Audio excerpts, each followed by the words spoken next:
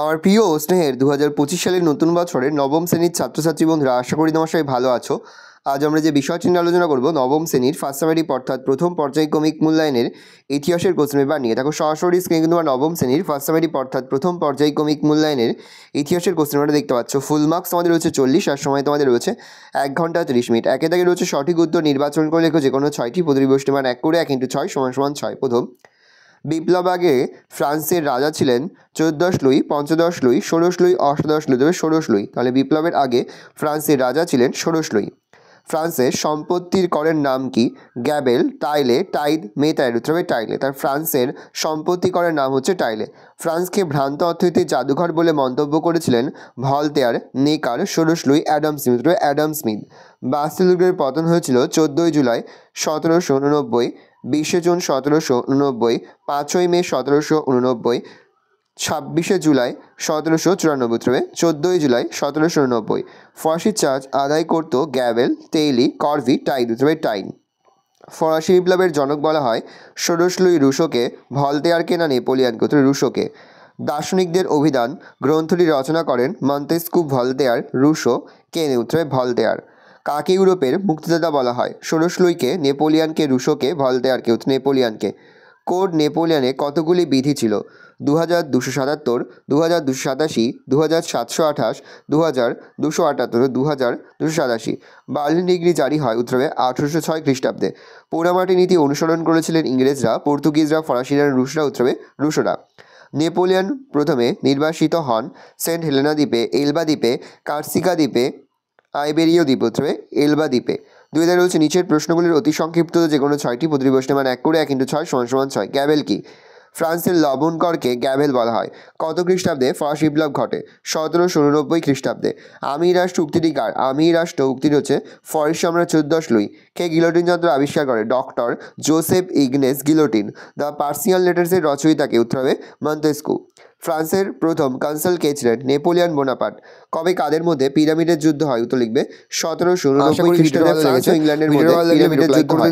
কবে code Napoleon প্রচলিত হয়? 1804 খ্রিস্টাব্দে। ট্রাফালগারের নৌ যুদ্ধে ইংরেজ সেনাপতি কে ছিলেন? নেলসন। আর এই ভিডিওটি তোমার বন্ধু বান্ধব রয়েছে 2 থেকে 3টি বাক্যে নিচের প্রশ্নগুলির উত্তর যে কোনো 4টি, প্রতিটি প্রশ্নের মান 2 করে 2 গুণ 4 = 8। বিষয় সিলেবাস প্রশ্ন এবং নমুনা কে প্রশ্ন কেন আপলোড করে দিয়েছি ভ্রান্ত জাদুঘর পর্যন্ত পর্যন্ত। সেই ভিডিওগুলো না ব্রিটিশ দেখো ভিডিওগুলো কিন্তু অর্থনীতিবিদ দেখে নাও। তোমাদের সকলকে ফরাসি জানাই বিপ্লব আগামী পূর্ববর্তী পরীক্ষার অনেক অনেক ফ্রান্সকে শুভেচ্ছা এবং ভ্রান্ত অভিনন্দন। আশা অর্থনীতির করি জাদুঘর সকলের বলেছেন। পরীক্ষায় খুব তিনি এই ভালো হবে। কথা ভালো করে বলেছেন প্রশ্নটা দেখে কারণ নাও। ফ্রান্সের কর ব্যবস্থা ছিল বৈষম্যমূলক। যাজক ও অভিজাতদের হাতে থাকা বিপুল পরিমাণ জমির কর রাজা আদায় করতেন না, ফলে রাজকোষ সমৃদ্ধ ছিল না। থার্ড স্টেট কি? ফরাসি বিপ্লবের আগে শ্রেণীবিভক্ত ফরাসি সমাজ ব্যবস্থায় যে 3টি শ্রেণীর অস্তিত্ব ছিল তার মধ্যে অন্যতম ছিল থার্ড স্টেট বা তৃতীয় সম্প্রদায়। এই সম্প্রদায়ের অন্তর্ভুক্ত ছিল সব ধরনের রাজনৈতিক অর্থনৈতিক অধিকার থেকে বঞ্চিত ধনী বুর্জোয়া, মধ্যবিত্ত, দরিদ্র কৃষক, শ্রমিক, শাকুলত বা চালচুলহীন ভবঘুরে প্রভৃতি। লাল সন্ত্রাস কি? ফ্রান্সে 13 এপ্রিল থেকে 27 জুলাই পর্যন্ত রোবসপিয়ারের একক নেতৃত্বে ভয়াবহ সন্ত্রাস চালে। এই সময় সন্ত্রাসের প্রয়োজন ফুরিয়ে গেলেও রোবসপিয়ার নিজের ইচ্ছা জোর করে বাস্তবায়িত করতে গিয়ে হাজার হাজার মানুষকে সন্ত্রাসের মাধ্যমে হত্যা করেন। এই ঘটনা লাল সন্ত্রাস নামে পরিচিত। সন্ত্রাসের রাজত্ব বলতে কী বোঝো? বিপ্লবের কালে ফ্রান্সে একদা অভ্যন্তরীণ ক্ষেত্রে বিপ্লব বিরোধী শক্তি মাথাচাড়া দিয়ে থাকে এবং বৈদেশিক ক্ষেত্রে বিভিন্ন রাষ্ট্রের আক্রমণ ফ্রান্সের স্বাধীনতা লুপ্ত হওয়ার সম্ভাবনা দেখা দেয়। এই সংকটজনক পরিস্থিতিতে বিপ্লবী নেতৃবৃন্দ বিপ্লবী ফ্রান্সকে রক্ষার উদ্দেশ্যে দেশে এক জরুরি শাসন চালু করেন যা সন্ত্রাসের রাজত্ব নামে পরিচিত বা সন্ত্রাসী শাসন নামে পরিচিত। পোড়ামাটি নীতি কি? ফরাসি সম্রাট নেপোলিয়ন 1812 খ্রিস্টাব্দে রাশিয়া আক্রমণ করলে রাশিয়ার সম্মুখ যুদ্ধ এড়িয়ে সাম্রাজ্যের অভ্যন্তরে ক্রমাগত পিছু হটতে থাকে। ফরাসি বাহিনী রাশিয়ার যাতে সমস্যায় পড়ে সেই উদ্দেশ্যে পিছু হটার সময় রুশ বাহিনী এদের রাস্তাঘাট ও সেতু ধ্বংস করে, খাদ্যশস্য, শস্যক্ষেত্র, শহর, জনপদ প্রভৃতি আগুনে পুড়িয়ে পানীয় জলে বিষ মিশিয়ে দিয়ে যায়। রুশ বাহিনীর এই পদক্ষেপ পোড়ামাটি নীতি নামে পরিচিত। সহদিবসের রাজত্ব কি? 1815 খ্রিস্টাব্দের শুরুতে ফ্রান্সে গোলযোগের পরিস্থিতিতে নেপোলিয়ন এলবা দ্বীপের নির্বাসন থেকে পালিয়ে ফ্রান্সে ফিরে আসেন। সাধারণ মানুষ তাকে সাদর অভ্যর্থনা জানালে রাজা 18 লুই সিংহাসন ছেড়ে পালিয়ে যান। এরপর তিনি 20 মার্চ থেকে 29 জুন পর্যন্ত মোট 100 দিন রাজত্ব করেন। এই ঘটনা সহদিবসের রাজত্ব নামে পরিচিত। নেপোলিয়নের যুগ কাকে বলে?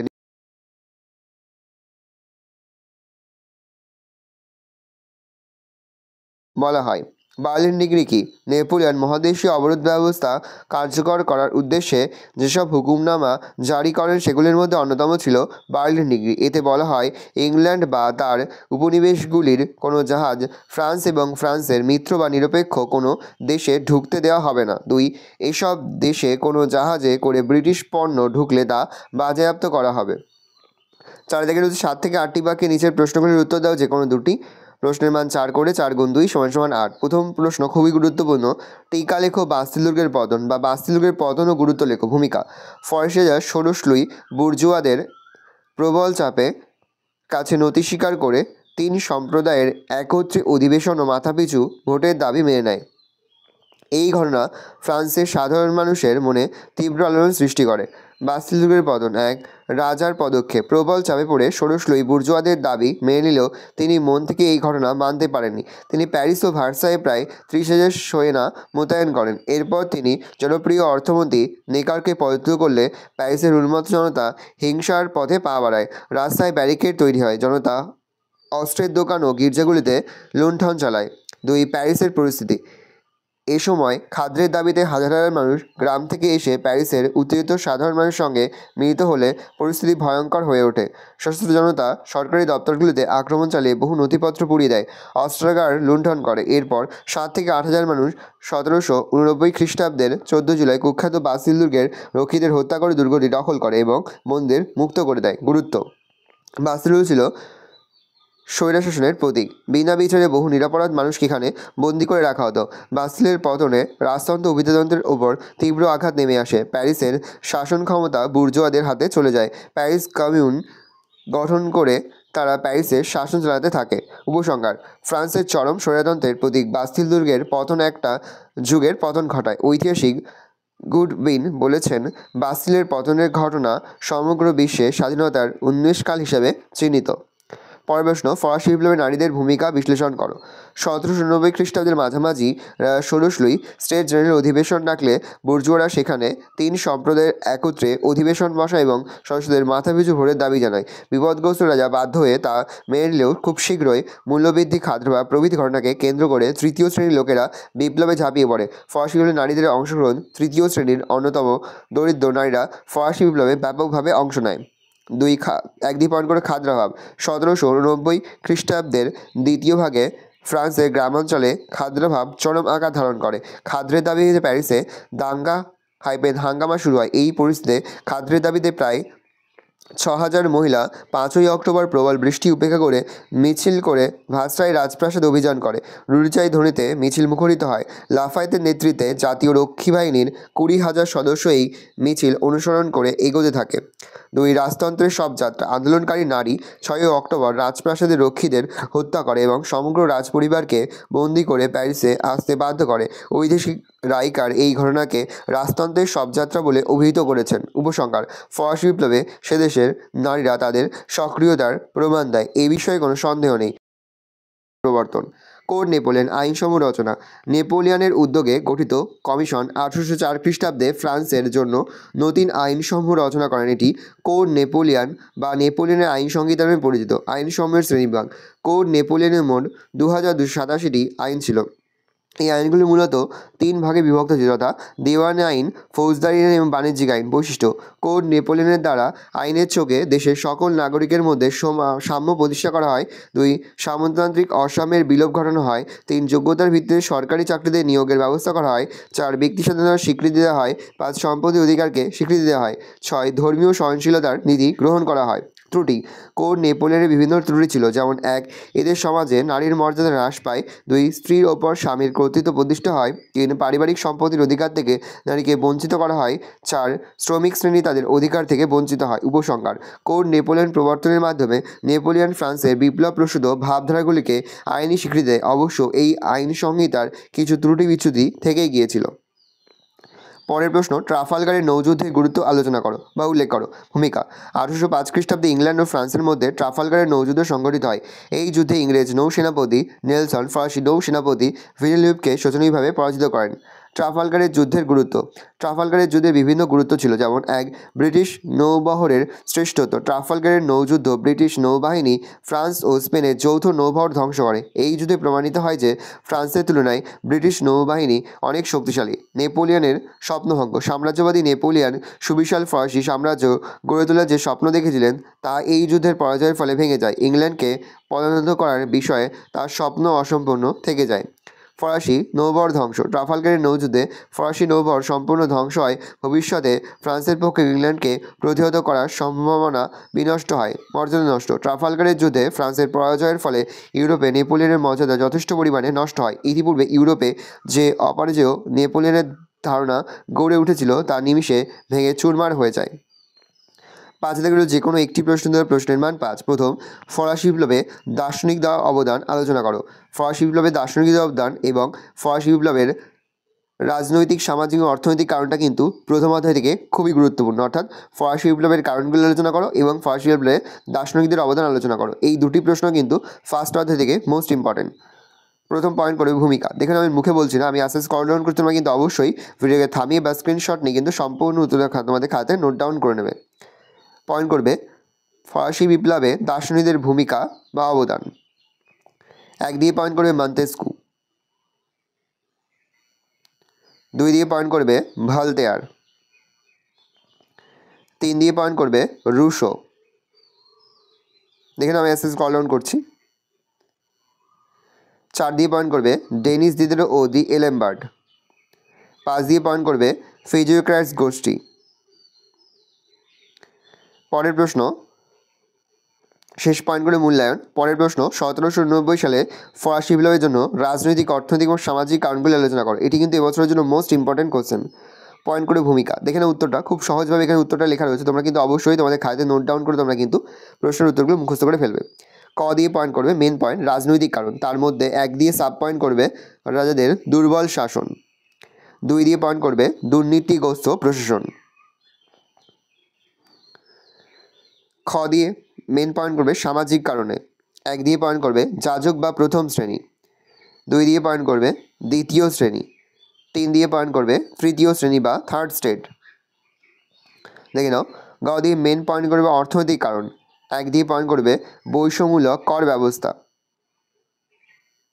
শেষ পয়েন্ট করবে উপসংহার। পরের প্রশ্ন, নেপোলিয়নের পতনে মহাদেশীয় অবরোধের কী ভূমিকা ছিল? খুবই গুরুত্বপূর্ণ একটা প্রশ্ন, দেখে নাও। 1 দিয়ে পয়েন্ট করবে ফ্রান্সের অর্থনৈতিক ক্ষতি। 2 উপকূল দখল। 3 ব্যয়ভার। 4 রোম ও হল্যান্ডে অসন্তোষ। 5 উপদ্বীপের যুদ্ধে বিপর্যয়। 6 রাশিয়ায় বিপর্যয়। শেষ পয়েন্ট মূল্যায়ন। ভালো করে দেখে নাও, এই রয়েছে টোটাল তোমাদের ফার্স্ট সামারি অর্থাৎ প্রথম পর্যায়ক্রমিক মূল্যায়নের নবম শ্রেণীর ইতিহাসের কোশ্চেন। এবার ভালো করে প্রশ্নটা দেখে নাও। সম্পূর্ণ অধ্যায়ভিত্তিক সাজেশনটা দেখে নাও। 2, 4 এবং 8 মার্কের তোমাদের প্রথম পর্যায়ক্রমিক মূল্যায়নে 2টি অধ্যায় থাকবে। প্রথম অধ্যায় ফরাসি বিপ্লবের কয়েকটি দিক, আর দ্বিতীয় অধ্যায় বিপ্লবী আদর্শ, নেপোলিয়ন সাম্রাজ্য ও জাতীয়তাবাদ। প্রথম অধ্যায় অর্থাৎ ফরাসি বিপ্লবের কয়েকটি দিক, এখান থেকে 2 মার্কের জন্য যে প্রশ্নগুলো পড়বে, করভি গ্যাবেল কি, আসিয়া রেজিম বলতে কী বোঝো, টাইথ কি, তৃতীয় সম্প্রদায় বা থার্ড স্টেট কি, টেনিস কোর্টের শপথ বলতে কী বোঝো, টিকা লেখো টেনিস কোর্টের শপথ, এটা 4 মার্কেও আসতে পারে। বিপ্লব বলতে কী বোঝো, ফিজিওক্র্যাটস কি, টিকা লেখো সাকুলোদ বুর্জোয়াসি, কোশ্চেনের 4। থার্মোডীয় প্রতিক্রিয়া কি, কোশ্চেনের মান 2। রুশোর লেখা, ভলতেয়ারের লেখা দুটি গ্রন্থের নাম লেখো, প্রশ্নের মান 2। দৈব রাজতন্ত্রের ধারণা বলতে কী বোঝো, 2, প্রশ্নের মান 2। বাস্তিল দুর্গের পতন ও তার গুরুত্ব লেখো, প্রশ্নের মান 4। মানুষ ও নাগরিকের অধিকার ঘোষণা সম্পর্কে আলোচনা করো, প্রশ্নের মান 4। ফরাসি বিপ্লবে দার্শনিকদের অবদান সংক্ষেপে আলোচনা করো, প্রশ্নের মান 8। ফরাসি বিপ্লবের কারণ ও ফলাফল আলোচনা করো, প্রশ্নের মান 8। ফরাসি বিপ্লবে নারীদের অবদান আলোচনা করো, প্রশ্নের মান 8। ফরাসি বিপ্লবের সামাজিক ও অর্থনৈতিক কারণগুলো আলোচনা করো, প্রশ্নের মান 8।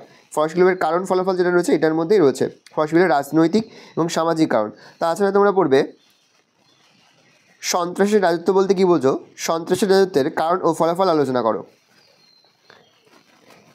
পরের প্রশ্ন, অভিজাত সম্প্রদায় কয়টি ও কী ভাগে বিভক্ত ছিল? এবার দেখে নাও দ্বিতীয় অধ্যায় থেকে যে প্রশ্নগুলো পড়বে। প্রথম, রাইন রাষ্ট্রসংঘ বা কনফেডারেশন অফ দ্য রাইন কি? খুবই গুরুত্বপূর্ণ একটা প্রশ্ন। নেপোলিয়নকে কেন বিপ্লবের সন্তান বলা হয়? টিকা লেখো ট্রাফালগারের যুদ্ধ। পোড়ামাটি নীতি। জাতিসমূহের যুদ্ধ বলতে কী বোঝো? বর্তমানে কোন দুটি দেশ কোড নেপোলিয়নের বেশ কয়েকটি বিধি চালু আছে? প্রশ্নের মান 2। স্বদিবসের রাজত্ব কী? মহাদেশীয় ব্যবস্থা সম্পর্কে কী জানো? প্রশ্নের মান 4। নেপোলিয়ন কীভাবে ফ্রান্সের সম্রাট পদ লাভ করে? প্রশ্নের মান 4। কোড নেপোলিয়ন বলতে কী বোঝো? এর গুরুত্ব আলোচনা করো। নেপোলিয়নের সংস্কারসমূহ আলোচনা করো। প্রশ্নের মান 8। নেপোলিয়ন একই সঙ্গে বিপ্লবের রক্ষাকর্তা ধ্বংসকর্তা আলোচনা করো। প্রশ্নের মান 8। নেপোলিয়নের পতনের কারণগুলি আলোচনা করো। প্রশ্নের মান 8। ফরাসি বিপ্লবের 3টি আদর্শ কী কী? নেপোলিয়নের সাম্রাজ্যের সঙ্গে ফরাসি বিপ্লবের আদর্শ কতটা সামঞ্জস্যপূর্ণ আলোচনা করো। প্রশ্নের মান 8। আর পড়বে নেপোলিয়নের কর্তৃক রাশিয়া আক্রমণ সংক্ষেপে আলোচনা করো। ভালো করে দেখে নাও। এই রয়েছে সম্পূর্ণ তোমাদের 2025 সালের ক্লাস 9-এর ইতিহাসের সম্পূর্ণ অধ্যায়ভিত্তিক সাজেশন। ভালো করে দেখে নাও অধ্যায়ভিত্তিক সাজেশনটা। আশা করি ভিডিওটা ভালো লেগেছে। ভিডিওটা ভালো লাগলে ভিডিও লাইক করতে ভুলবেন না। আমার চ্যানেল নতুন হওয়া তাহলে সাবস্ক্রাইব প্রেস করে পাশে বেল আইকন প্রেস করো, যখন নতুন করে ভিডিও আপলোড করি সবার ফার্স্ট নোটিফিকেশন তোমরা পেয়ে যাও। আর এই ভিডিওটি তোমার বন্ধু বান্ধবী আত্মীয় স্বজন সবার মধ্যে কিন্তু অনেক শেয়ার করে যে বছর নবম শ্রেণীতে পড়ছে। আমরা কিন্তু ইতিমধ্যে নবম শ্রেণীর প্রতিটি বিষয়ে সিলেবাস, প্রশ্নকার এবং নমুনা প্রশ্নপত্র কিন্তু আপলোড করে দিই। এখনও পর্যন্ত সেই ভিডিওগুলো না দেখে থাকো, ভিডিওগুলো কিন্তু তাড়াতাড়ি দেখে নাও। তোমাদের সকলকে জানাই আগাম পরীক্ষার অনেক শুভেচ্ছা এবং অভিনন্দন। আশা করি সকলের পরীক্ষায় খুব ভালো হবে। কোনো প্রশ্নের উত্তর লিখতে বা বুঝতে যদি কোনো রকম অসুবিধা হয় তাহলে কিন্তু নির্দ্বিধায় কমেন্ট সেকশনে কমেন্ট করে জানাতে একদমই ভুলবে না। হয়তো তোমরা প্রশ্নটা দেখে নাও। আজ আমরা যে প্রশ্ন উত্তরগুলি নিয়ে আলোচনা করলাম, প্রতিটি প্রশ্ন উত্তরে কিন্তু অবশ্যই তোমাদের খাতাতে নোট ডাউন করে তোমরা কিন্তু মুখস্থ করে ফেলবে।